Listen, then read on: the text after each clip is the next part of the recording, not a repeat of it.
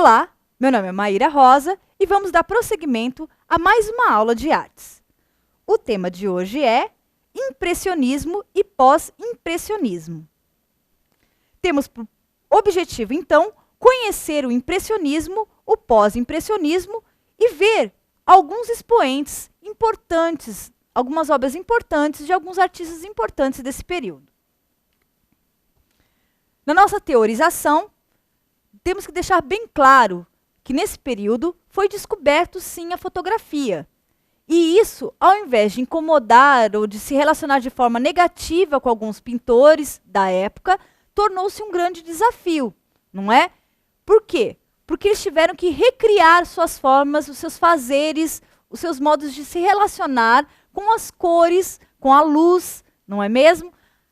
E com isso, e com a cena observada, não é mesmo? E isso trouxe um outro espectro de relação com a obra de arte, com a criação dessa obra de arte. Então temos que a luz, mais a fortificação da cor e das cores e da sombra, traz para a cena observada esse contexto de não rivalidade com as fotografias, por exemplo.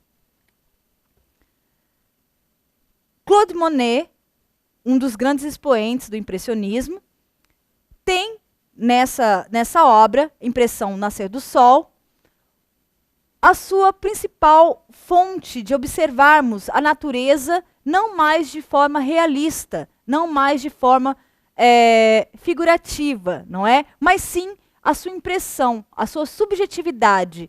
A maioria desses artistas iam pela manhã pintar os seus quadros, iam no período da tarde pintar os seus quadros em busca da luz perfeita, não é? Em busca da impressão pela luz perfeita, muito mais do que retratar, muito mais do que trazer à tona a realidade posta nos quadros. Outro grande artista, Edouard Manet, em Almoço na Relva. Podemos observar que, embora ele traga traços realistas em sua obra, a própria figura da nudez feminina aqui pode ser vista como uma impressão sobre, não é? Não era comum, principalmente nas obras impressionistas, termos a figura de uma mulher nua, mas ele fez questão de trazer, né, de retratar essa impressão para dar lugar ao subjetivismo, né? Esse outro campo, digamos assim, quase que performativo da obra de arte. Outro artista de grande nome e expoente do impressionismo e pós-impressionismo foi Vincent van Gogh. Temos aqui o Quarto em Arles e A Noite Estrelada. Vincent van Gogh foi um dos grandes pintores que, embora não tivesse um merecido destaque ao seu tempo, foi reconhecido posteriormente, dado a sua grande capacidade de trazer para as cores, para as motivações das formas, outras impressões sobre o real, outras impressões sobre as questões ligadas principalmente à natureza e ao cotidiano. Outro grande artista do pós-impressionismo e do impressionismo foi Pablo Picasso. Pablo Picasso, um artista que utilizou das máscaras africanas na sua composição, um estudo da história da África na sua composição, não poderia deixar de falar de suas obras, principalmente nesses dois quadros aqui representados.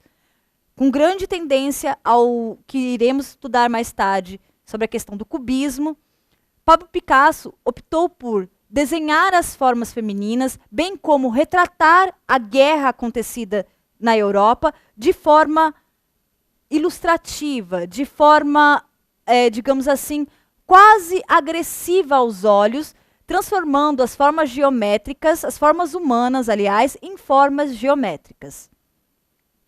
Um pouquinho para a gente saber dividir o que foi o impressionismo e o pós-impressionismo, temos que observar, então, que no impressionismo, através desse estudo das cores, através da preocupação com a luminosidade, ele pôde configurar como um primeiro start ao movimento impressionista. Como pós-impressionismo, nós temos então que aliado ao estudo das cores, a preocupação com o momento da luminosidade, foi também inserido a questão da subjetividade das formas, né? O que o artista pensava sobre o real, que foi transfigurado, foi posto no quadro. Obrigada a todos e assim encerramos mais uma aula.